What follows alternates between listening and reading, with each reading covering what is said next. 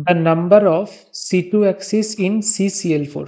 CCl4 क्या है? CCl4 is nothing but A tetrahedral molecule just like CH4।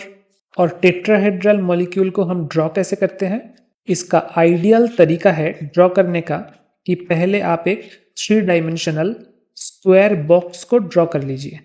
उसके बाद उस बॉक्स के एकदम बीचों बीच आप एक एटम को प्लेस करो। वो एटम, सपोज कि वो एटम है कार्बन। अब ऊपर के साइड में कोई भी एक डायगोनल का ऑपोजिट साइड ले लो। ये एक डायगोनल का ऑपोजिट साइड हो गया। और नीचे ऊपर जिस डायगोनल को आपने लिया था उसके ऑपोजिट वाला 2 साइड ले लीजिए, मतलब ये वाला और ये वाला साइड। अब इनको अगर कनेक्ट कर दोगे आप तो आपके पास क्या आ जाएगा? एक टेट्राहेड्रल मॉलिक्यूल आ जाएगा। यहाँ पे बस ये आपको ध्यान रखना है कि ऊपर जो डायगोनल आपने चूज किया है, नीचे उसका ऑपोजिट डायगोनल आपको चूज करना है।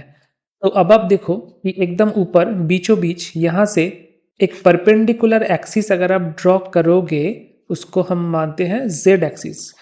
तो उसके अराउंड 180 डिग्री रोटेट करने से मॉलिक्यूल का प्लेस चेंज नहीं होगा, टोटल मॉलिक्यूल सेम जगह पे आ जाएगा। फॉर एग्जांपल ये अगर A है, B है, C है और D है, तो Z एक्सिस के थ्रू 180 डिग्री रोटेट करने पे A और B अपना प्लेस इंटरचेंज करेगा, साथ में C और D अपना प्लेस इंटरचेंज करेगा।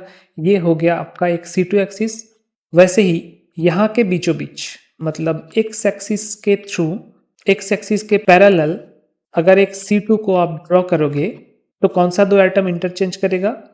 A और C अपने में इंटरचेंज करेगा और B एंड D अपने में इंटरचेंज करेगा। ये है X एक्सिस के थ्रू अगर 180 डिग्री हमने रोटेट किया तो आपको और एक C2 मिल जाएगा। वैसे ही Y एक्सिस के पैरेलल आपने अगर एक C2 एक्सिस ड्रॉ किया और उसके अराउंड 180 डिग्री रोटेशन करवाए तो क्या होगा? A और D अपने में इंटरचेंज करेगा और B और C अपने में इंटरचेंज करेगा। ये होगा Y एक्सिस के थ्रू अगर आपने 180 डिग्री रोटेशन किया। यहाँ पे भी आपको मिल गया एक C2। सो टेट्राहेड्रल पॉइंट ग्रुप के लिए C2 कितना है? C2 आपको मिलेगा 3।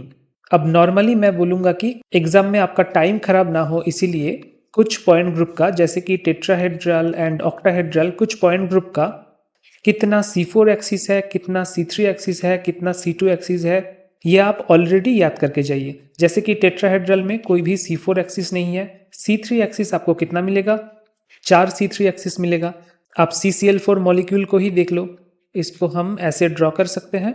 अब इस मॉलिक्यूल में इसके अराउंड अगर आप रोटेट करोगे तो 120 डिग्री रोटेट करने पे ही आपको ये मॉलिक्यूल वापस रीजेनरेटेड कंडीशन में मिल जाएगा। सो ये हो गया आपका एक C3। वैसे ही यहाँ पे और एक C3, इसके थ्रू और एक C3, इसके थ्रू और एक C3। सो टोटल 4 C3 हो गया। और C2 एक्सिस अभी अभी हमने निकाला कि 3 C2 एक्सिस होता है। वैसे ही ऑक्टाहेड्रल में 3 C4 एक्सिस मिलेगा आपको, C3 मिलेगा 4 और C2 मिलेगा 6। सो ये डेटा आप ध्यान में रखना। सो फाइनली क्वेश्चन का आंसर क्या होगा? CCl4 में C2 एक्सिस है 3।